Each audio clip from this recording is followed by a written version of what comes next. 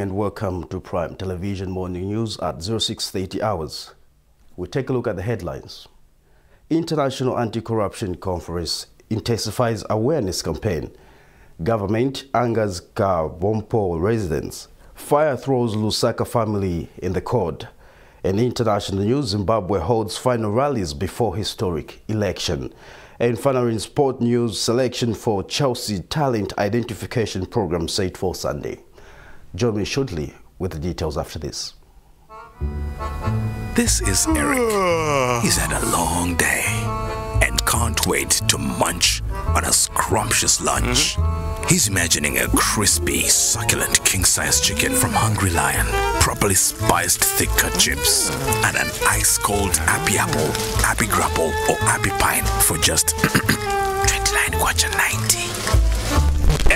Excuse me, Mr. Voiceover Guy. Atibwa? Yep. An appy meal for just 29.90 from Hungry Lion. No way! Yes way. No matter who is hungry like a lion. Hungry Lion is here to tame your king-sized appetite for only 29.90 with 2 bigger, juicier pieces and more thick-cut chips with a refreshing appy drink in a flavor of your choice. Hungry Lion. Share more. Hungry like a lion.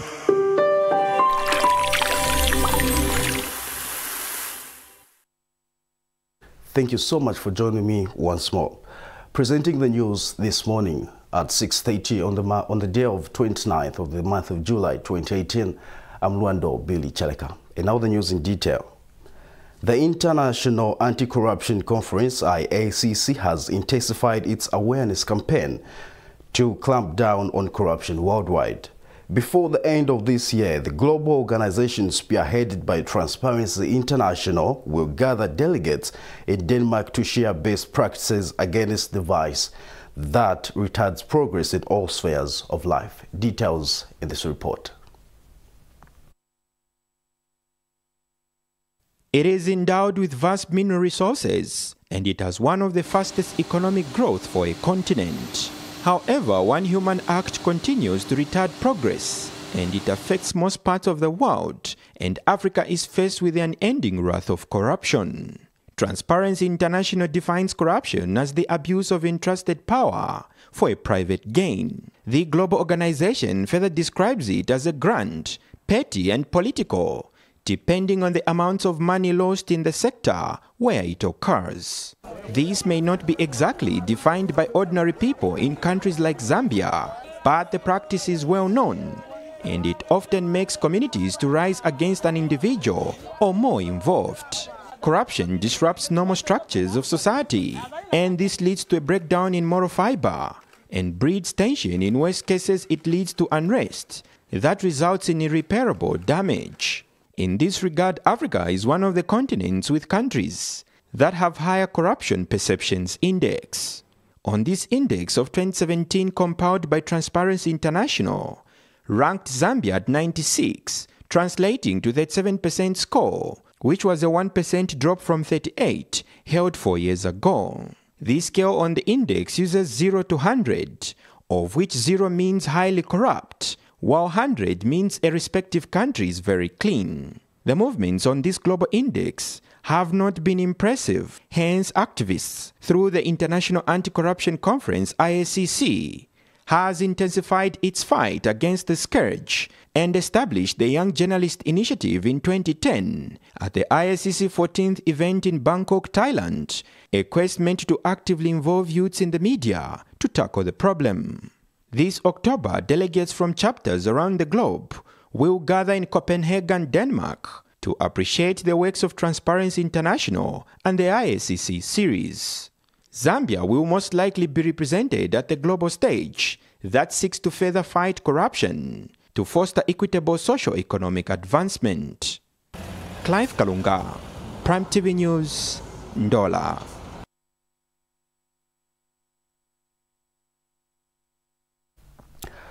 The people of Kabam Per have declared that they will not allow any government official to block development in the district regardless of who is going to take it to the area.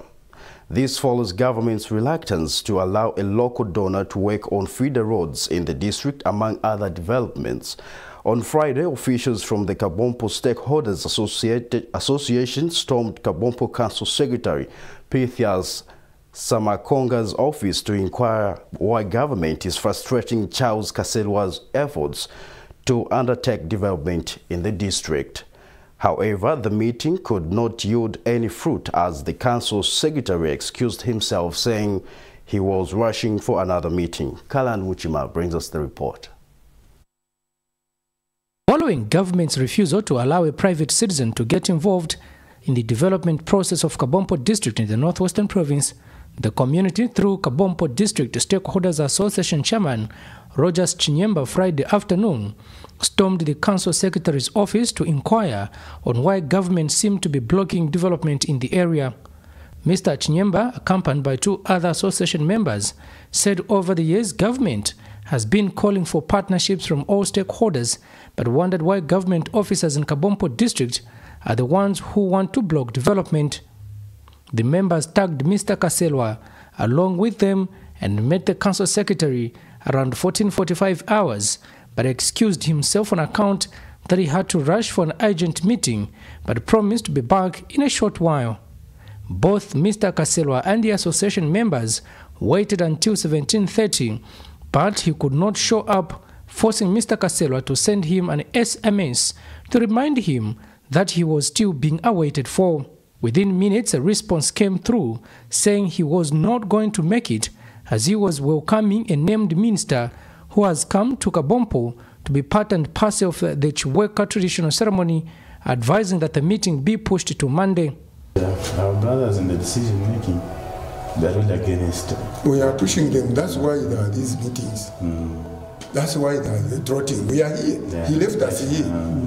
Because he can't make a decision. That's the problem. It's crucial.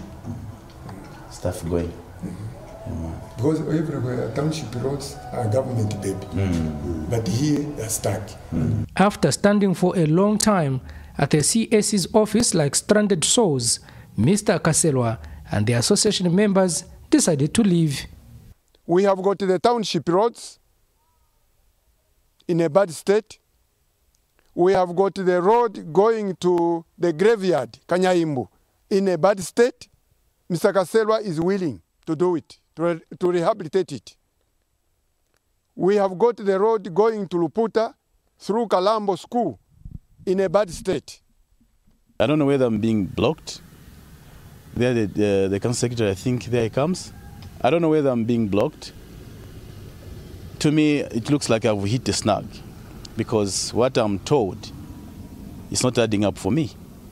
So I've left it with the stakeholders and the community to discuss and to push this matter.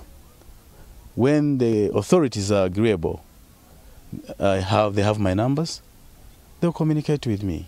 The police have also meanwhile officially written to Mr. Kaselwa, advising him not to go ahead with his planned donations of footballs and jerseys to various schools and clubs within Kabompo District. On this trip, Mr. Kaselwa had carried with him over 100 footballs and about 30 pairs of jerseys. With regard to feeder roads, Mr. Kaselwa had set aside about 300,000 kwacha as initial money to go towards the maintenance of roads, but government is reluctant to take up the offer, saying it will embark on such projects soon. This is contrary to announcements in Parliament, where ministers' responses are always that government will embark on projects once funds are available, while President Edgar Lungu has halted projects that are below 80%. Now, the road project in Kabompo is not even yet at 1%, and one wonders when these roads will ever be done, if such a thing will ever come to pass. Kalan Muchima, reporting for Prime TV News in Kabompo District, Northwestern Province. A family of 7 in Lusaka's Obama area has been left in the cold after their house caught fire, destroying entire household property. The 3-bedroom house belonging to Mr. Lloyd Machela of Lusaka was guarded on Saturday around 14 hours. The cause of the fire has not yet been established. Details in this report. Fires have continued to move around the country, with a number of people losing property worth millions of kwacha. Added to the list of victims to this circumstance is a family of 7 of Lusaka's Obama area that have lost their home after their house caught a fire, burning down all household property, leaving them only with the clothes they were wearing. The 3-bedroomed house belonging to Mr. Lloyd Majela of Lusaka caught fire Friday noon at around 14 hours and was noticed by his brother, who explains the situation to Prime TV News. I'm not exactly, I don't know exactly what caused the fire, but it started burning around 14. That's the first time I noticed that smoke was coming out of this room we were standing in. So at first I thought maybe the geyser had blown outside. So upon rushing to where the geyser was, I noticed the geyser had just come out of position. I came back, peeped through this window here, noticed that this room was on fire. Now, this side, where my brother was standing, there was a bed, and also these 2 beds were on fire. And I peeped up again. Here there was a ceiling. The ceiling had already been bent, and only planks were exposed. So the fire was now spreading to this room and this next room. Again, I moved between the next room. It was also catching fire. I looked at the 3rd room. It was also catching fire. So the only place that was remaining now was the bathroom in this line. And there was someone who was bathing. So the only thing that I could do was to look at the people who were inside the house. There was a small boy who was 6 years old. This one I called out. And the one who was in the bathroom was one I called. I said, come out, there's a fire. I tried to quench, but of course the smoke that was in the house overwhelmed me. I couldn't do anything.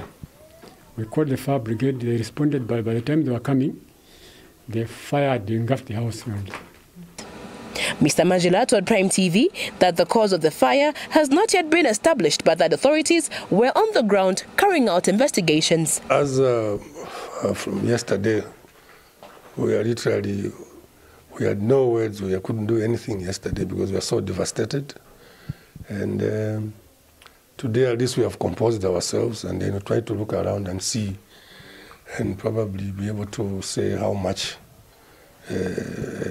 loss we have incurred.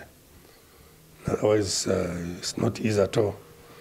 We're very emotional because it has taken us so much time to come up with this house, and then to think backwards and see where are we going to start from, because we have nowhere even to start from now. So we're so devastated as a family. Yeah, we have spoken to the fire brigade. Actually, they are on site now, trying to establish the cause of fire.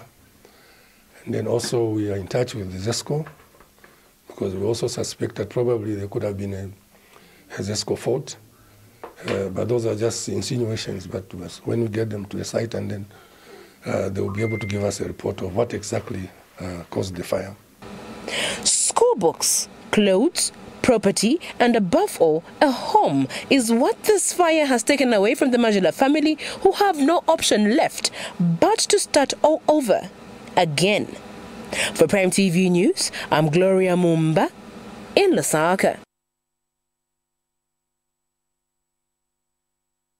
Matter in which Echoma's Makalanguzu Market Vice Chairperson Lewis Mukosha was brutalized by a Choma police officer remains unattended to date.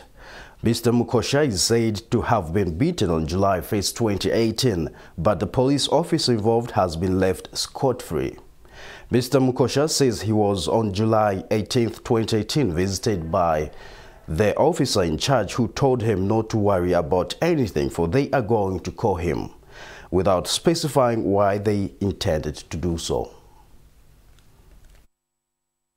Prime TV ran a story of a market official who was assaulted by a police officer at Choma Central Police Station.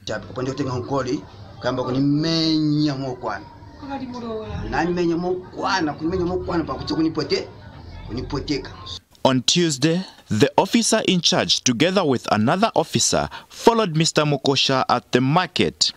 They got the details for his wife and told him not to do anything about the case, as they were going to call him.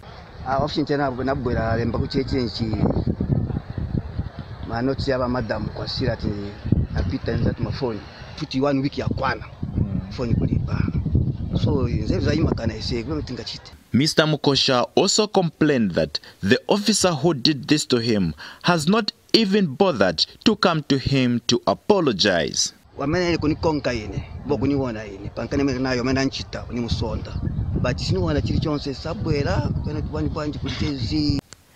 human rights activist in Choma, Bright Jarila, has taken interest in the case.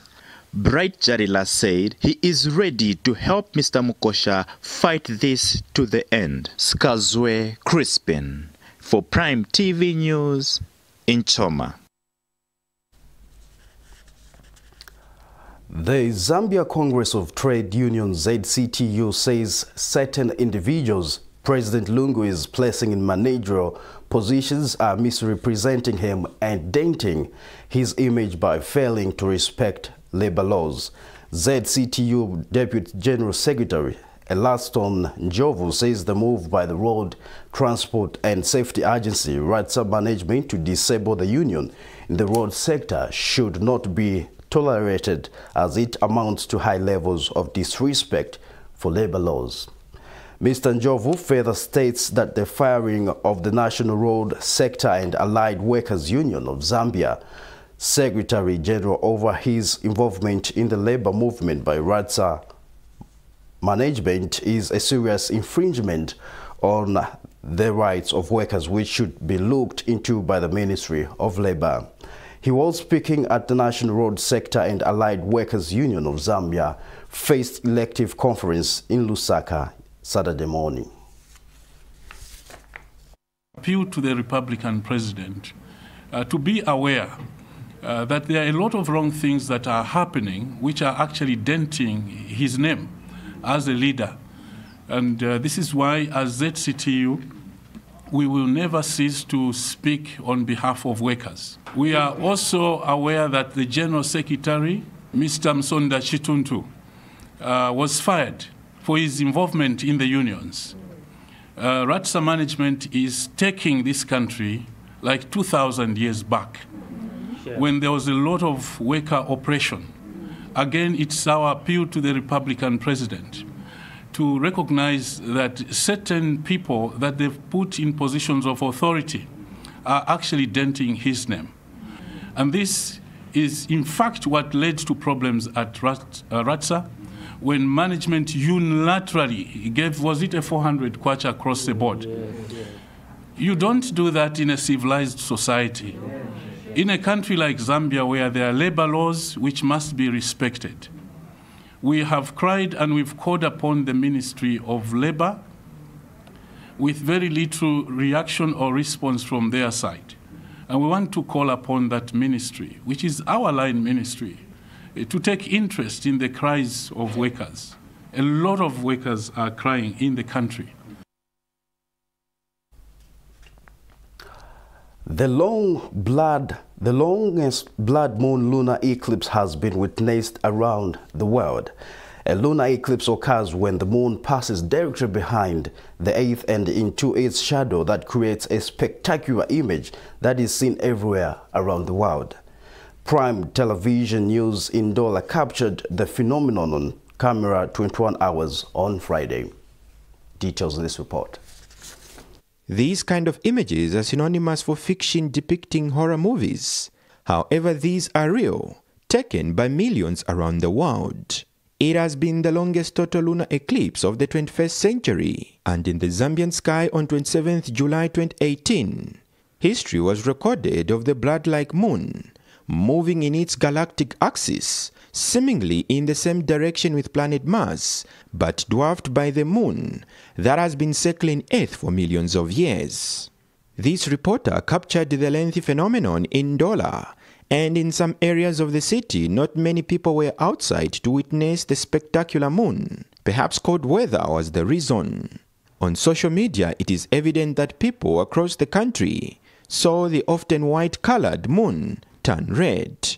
Some excited people like Edward Masiwa from as far as Monze district in Southern Province did not miss the occurrence that he says is biblical.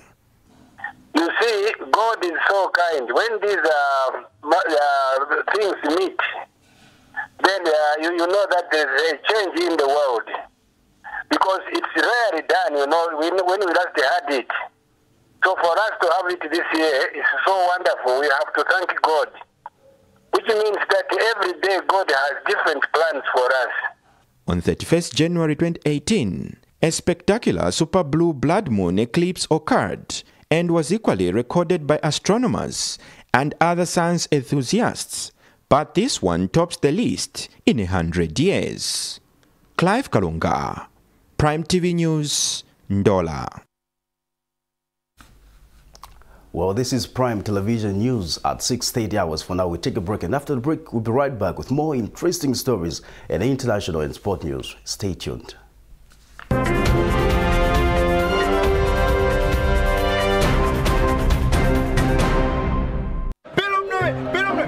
are you doing? What are you doing? Can't you say that I'm watching football? I need to watch the headlines. What headlines? The news headlines. They're on right now. You can watch all the news headlines you want after the game. But honey, I need to watch the headlines now. We have one TV and we have to share it.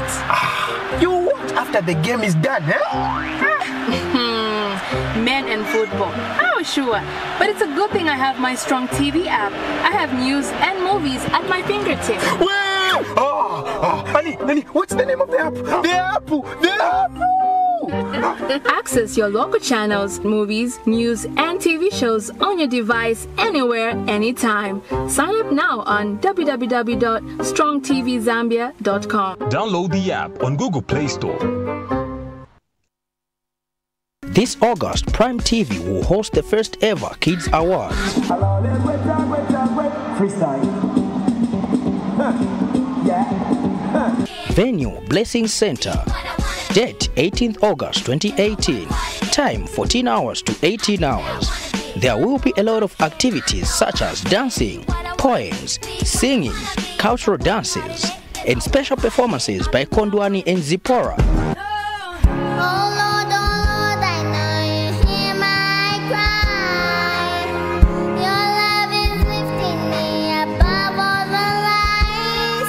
Entry fee, adults 50 kwacha, children 25 kwacha.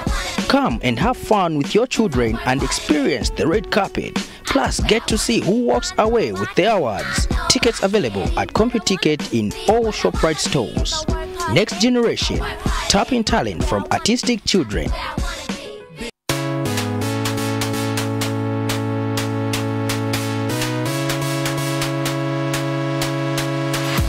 Hey man, are we linking up for the game tonight? Boy, I have a lot to do today. Come on, Bob. All the guys are here and we're waiting for you. But you know, today I have to go and pay for utilities. But you can do all of that at Central Mall. Central Mall? Yeah, Central Mall Pakablonga. Wait a minute. Are you actually telling me I can pass through the bank? Yes. Get groceries. Pass through the laundry. And buy medicine. You're telling me I can do all this and more. Pakablonga shopping. Muntu wandi nice. At Central Mall in Kablonga, you can pay for your utilities, go to the bank, get your groceries, pass through the chemist, go to the laundry, and still have time to link up with your guys and watch your favorite game. Central Mall, Kablonga Show.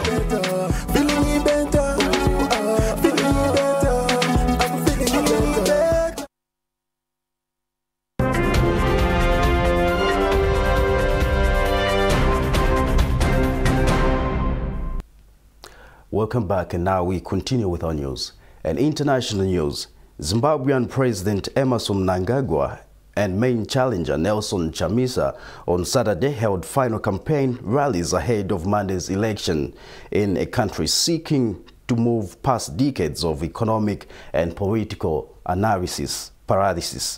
The vote will be a feast for the Southern African nation. Longtime leader Robert Mugabe will not be on the ballot after resigning in November following a military takeover and the pressure from the ruling ZANU-PF party that once backed him. The majority of Zimbabwe's 5 million voters grew up under Mugabe's 37-year rule. 75-year-old Mnangagwa, a former Mugabe deputy, will be challenged in the mandate posed by 40-year-old Chamisa, the leader of the opposition MDC party. A credible vote could help Zimbabwe to shed its long-time status as a global outsider and spur recovery for its collapsed economy, while a contentious election will prevent the lifting of years of international sanctions. For more in international news, we monitored Al Jazeera.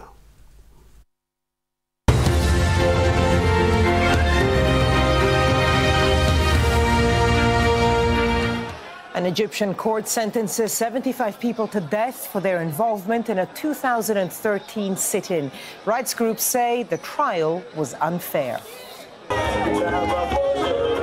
It feels more like a party, but it's an election that has everyone dancing in Zimbabwe, the first one in decades without Robert Mugabe. 3 people are killed in an attack on a midwife training center in eastern Afghanistan. And more protests in Nicaragua. This time, it's doctors who are on the streets after dozens of them are fired without warning.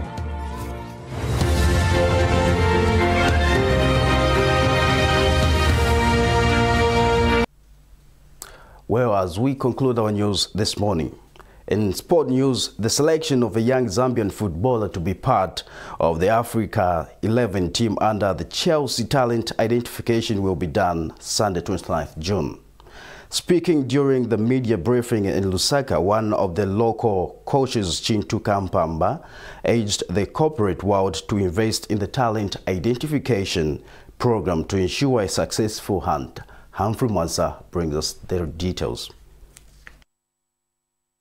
The search for a young Zambian footballer to be a part of the Africa 11 team is nearly over, as selection will be done on Sunday, July the 29th, 2018. The countrywide talent search program is an initiative of Shield and English Premier League side Chelsea Football Club, with a selected player to travel to London and play with the Chelsea legends. Chelsea coaches Lawrence Griffin and Freddie Myers, in partnership with some local coaches Christopher Katongo, Kalilo Kakonje and Chintu Kampamba, doing the last touches to finalize their selection. Speaking during a media briefing in Lusaka, Unilever Zambia Managing Director Shamil Randeri says the company will continue supporting talent identification programs. To the players themselves who have made it thus far, the 30 players, I wish you well for today. This is such an amazing opportunity. This is a moment of a lifetime. And so even though just one will be selected to go to Chelsea and to the UK, I hope that all of you will find this a rich experience, one that's rewarding, and that one that you will draw on for the rest of your life in terms of your spirit and your endeavor as a Zambian. And Shield Zambia brand manager Susan Luneta has expressed gratitude at the turnout. With the Chelsea coaches as well and our local coaches who have been a key part of this entire journey. As the Shield brand, we aspire to ensure that we give people confidence in moments of high pressure, which is why it really makes sense for us to be in the touch point, which is football and soccer in Zambia. Chelsea Football Club youth coach Lawrence Griffin says he is looking forward to seeing the development of the players. Yes, there will be one person coming over to London, but we're also going to create 29 ambassadors for football to go back into their communities, their families, their schools, their places of work, to speak with their coaches and everybody back at home, and to be able to express their experience here that they've had in the next couple of days. So I'd like to say a huge thank you to Shield for providing this opportunity to every single one of the lucky 30 who've made it this far. Local coach Chintu Kampamba has called on other corporates to invest in talent identification programs. And I think this is one of the amazing project that has started, which has come up, which has only focused on the amateur players, which everyone, most of companies have neglected, haven't looked into that aspect. But this, I think, it's giving the platform for these boys to to just have the experience, for them to be together, to understand, to know one another. I think for me, it's a very big plus. For Prime TV Sports, I'm Humphrey Monza in Lusaka. Well, and that sport item wraps up the news this morning. But before we go, let's take a quick look at the stories that made headlines. International Anti-Corruption Conference intensifies awareness campaign. Government angers Kabam Per residents. Fire throws Lusaka family in the court. In international news, Zimbabwe holds final rallies before historic election. And finally, in sports news, selection for Chelsea Talent Identification Program set for Sunday. I've been Lwando, Billy, Cheleka. Thank you so much for watching. Bye for now.